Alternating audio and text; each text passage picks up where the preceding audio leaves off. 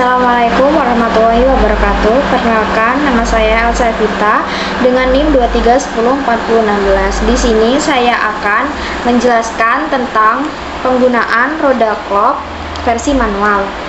Roda clock ini adalah singkatan dari diagram lingkaran dan penerapan kriteria kelayakan medis penggunaan kontrasepsi yang merupakan alat bantu konseling untuk membantu calon akseptor KB memilih metode kontrasepsi yang aman dan sesuai dengan kondisi kesehatan atau karakteristik medis mereka. Kemudian tujuan dari roda clock ini untuk menjelaskan berbagai pilihan kontrasepsi dengan lebih detail dan sesuai dengan kondisi klien.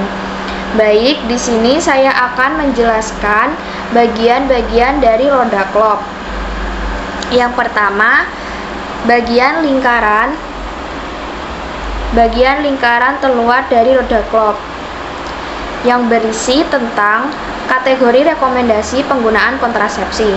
Kemudian bagian lingkaran yang tengah berisi informasi tentang kategori rekomendasi penggunaan kontrasepsi. Kemudian di sini ada kategori yang berwarna merah agak kepingan ini, artinya kontrasepsi tersebut tidak dapat dianjurkan atau tidak dapat digunakan. Kemudian kategori yang berwarna putih artinya kontrasepsi tersebut dianjurkan atau dapat digunakan. Kemudian di sini terdapat kategori kontrasepsi non steril dan juga kontrasepsi steril. Yang kontrasepsi non steril ini terdapat 4 bagian. Bagian 1 dan bagian 2 itu dapat digunakan. Kemudian bagian 3 dan bagian 4 itu tidak dapat digunakan. Kemudian pada kategori yang steril itu juga terdapat 4 bagian. Ada A, C, D, S. Kemudian yang A itu ada accept atau dapat diterima. Artinya, tidak ada alasan medis untuk menolak sterilisasi pada kondisi ini.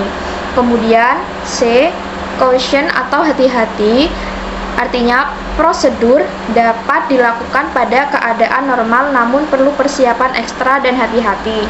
Kemudian D, delay atau tunda, artinya prosedur ditunda sampai kondisi dievaluasi dan dikoreksi. Metode kontrasepsi alternatif sementara harus disediakan.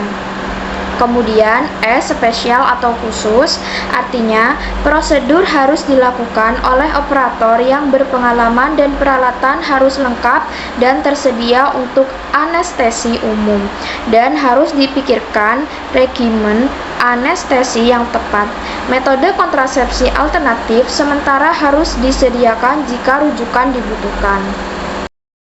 Baik, kemudian selanjutnya di roda clock itu juga terdapat penapisan kehamilan.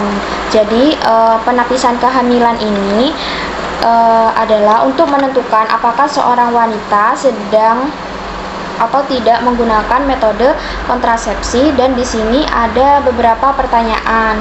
Ada 6 pertanyaan. Jika klien itu menjawab tidak pada semua pertanyaan, maka kemungkinan kehamilan tidak dapat disingkirkan. Klien harus menunggu sampai haid berikutnya atau menjalani tes kehamilan.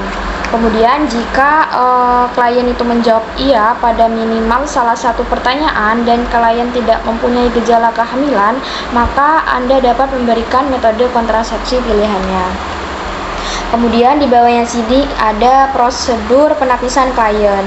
Jadi prosedur penapisan klien ini pemeriksaan pada klien sesuai dengan jenis kontrasepsinya sebelum menggunakan kontrasepsi.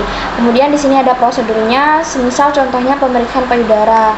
Kemudian di sini ada kelasnya, ada kelas C, kelas B, Kemudian ada juga kelas A. Jadi kalau kelas A itu esensial dan harus dilakukan untuk keamanan dan efektivitas kontrasepsi dalam pemakaian metode ini. Kemudian untuk kelas B itu mempunyai dampak pada keamanan dan efektivitas kontrasepsi ini. Bila pemeriksaan tidak dapat dilakukan, harus diperhitungkan keuntungan kerugian dibandingkan metode kontrasepsi yang tersedia.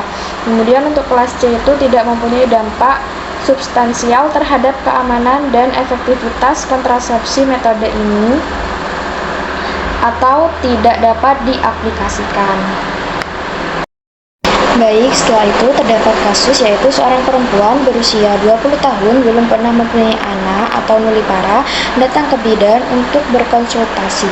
Ia ingin menggunakan alat kontrasepsi untuk menunda kehamilan karena ingin fokus bekerja terlebih dahulu. Alat kontrasepsi apa yang bisa digunakan untuk perempuan tersebut?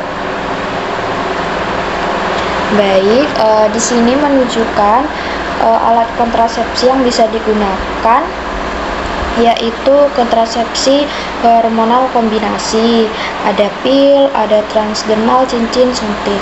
Kemudian ada kontrasepsi pil progestin, kemudian ada kontrasepsi suntik progestin, kemudian ada implan, kemudian ada KDR, levonorgestrel, dan juga ada KDR copper, dan juga ada tubektomi.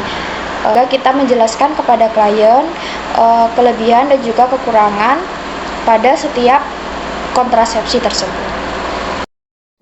Baik, sekian penjelasan dari saya. Apabila ada kekurangan dan juga kesalahan, mohon dimaafkan. Wassalamualaikum warahmatullahi wabarakatuh.